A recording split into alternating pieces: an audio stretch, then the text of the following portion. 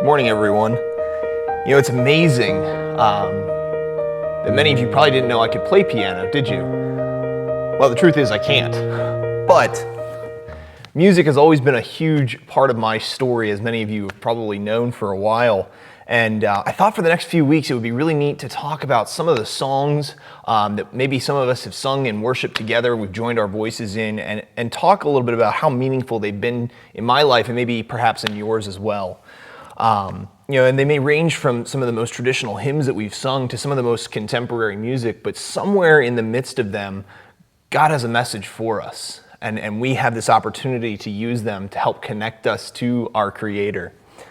And this morning I want to start talking about a hymn that maybe some of you could probably just sing right off the top of your head here, but in our hymnal it's number 572. It's called Pass It On. And this song I remember from years ago, being a young child at church camp, engaging with whatever was happening at the campfires with a lot of energy and passion.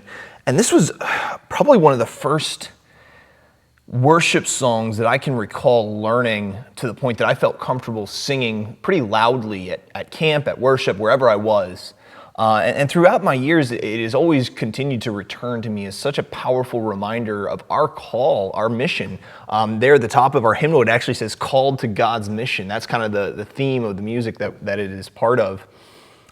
And it's a great reminder that the first line just tells us, it only takes a spark to get a fire going. That's all we need, one little spark.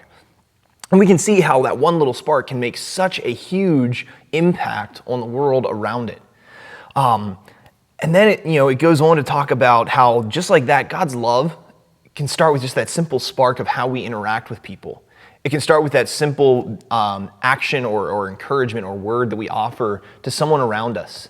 And then suddenly God's love just explodes into the scene, and people are enraptured by it. We can go through each and every verse, and we see all these little images that the hymn uses. But it's so powerful a reminder of what our job is, of what it really means to be a Christian, to be called to a life of discipleship that shares God's love. And we talk about that a lot. It's a concept we harp on sometimes to the point of getting maybe a little annoyed by it. But this is God's mission, is to show His love. Jesus Himself, yes, his ultimate goal was to die on the cross for us, but in the midst of His life, he quotes Isaiah. And he talks about all these wonderful things that are good news to the poor, to the captive, to the blind, the suffering, the hurting, the broken. That's His mission while He's on earth. And that's now the mission that we've been invited to be a part of. That co-mission, the commission, the Great Commission at Matthew 28. The co-mission, we are cooperating with God's mission here in the world now. And so the mission itself that Jesus started has now been handed to us, and we have become partners in that mission. And this song, this beautiful hymn that I recall that has always been one of my favorites, is such a great reminder of that.